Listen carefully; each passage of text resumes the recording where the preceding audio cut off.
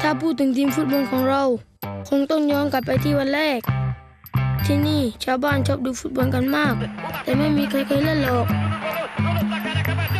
ก็อย่างที่เห็นเรากินนอนอยู่บนน้ำมาแต่ไหนแต่ไรแล้วเพราะที่นี่ไม่มีพื้นดินสักนิดกีฬาอย่างเดียวที่เล่นกันได้คือแข่งเรือไม่ก็โม้กันเรื่องปลาที่จับได้วันนั้นแหละความคิดเล็กๆก็เกิดขึ้นพวกเราคิดตั้งทีมฟุตบอลขึ้นมาแต่ชาวบ้านก็คิดว่าพวกเราบ้าเด็กพวกนี้ส่งเสียงอะไรกันปาเปิ้ลหีหมดแล้วเราตั้งทีมบอลเราจะเป็นแชมป์โลกมีแต่ทะเลเป็นพี่กับทีมตกหมึกจริงอย่างที่แกพูดพวกเราไม่มีแม้แต่ที่ให้เล่นฟุตบอลพอเราจัดทีมกันเสร็จปัญหาต่อมาก็คือเราจะเตะกันที่ไหนล่ะที่นี่มีแต่ทางเดินแคบๆแล้วเราก็มีความคิดว่าเราต้องสร้างพื้นที่ของเราเองเรารวบรวมเศษไม้เก่าๆ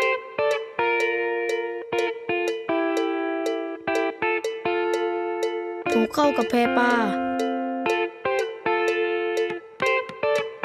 ทำอย่างนี้ทุกวันหลังเลิกเรียน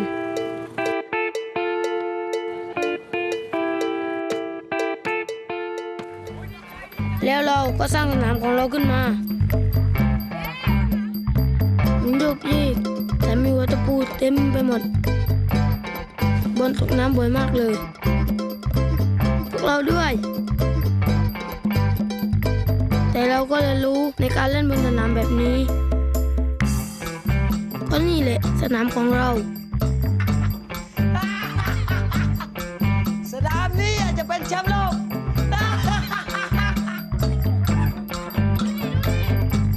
แล้ววันหนึ่งเราก็ได้ไปสมัครการแข่งขันฟุตบอลไม่รู้ดิแล้วเราจะสู้กับเขาไหวเหรอ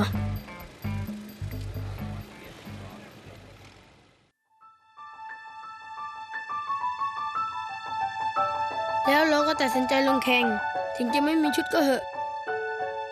นี่เลยแชมป์ชุดนี้รออย่างแรงเราไม่รู้มาก่อนว่าจริงๆแล้วชาวบ้านก็สนใจเราเหมือนกันพวกเขาเอาชุดมาให้แถมตามมาเชียร์ด้วยตอนนั้นเราตื่นเต้นนะ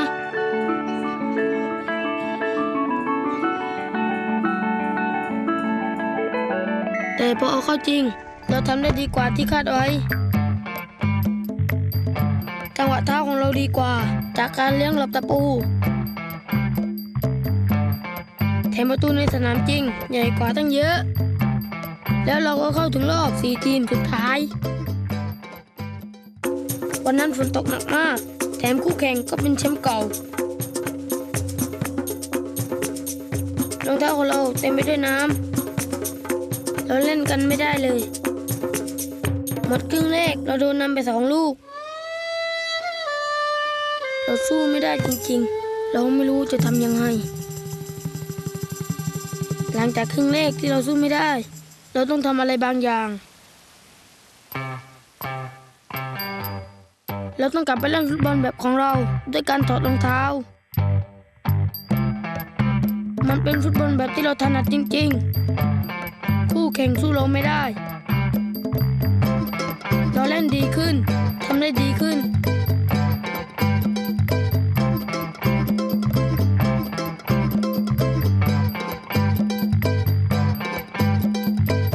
เราตีเสมอได้เราคิดว่าเราจะชนะ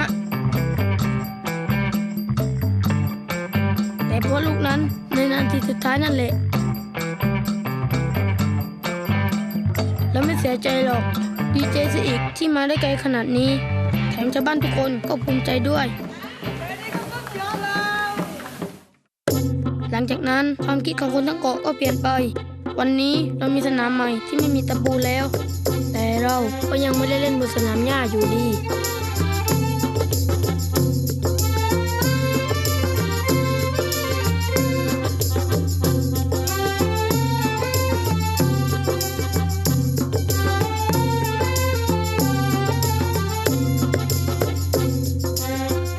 แล้วเรื่องของคุณล่ะ TMB เชื่อว่าพลังในตัวคุณเปลี่ยนโลกให้ดีขึ้น TMB Make the difference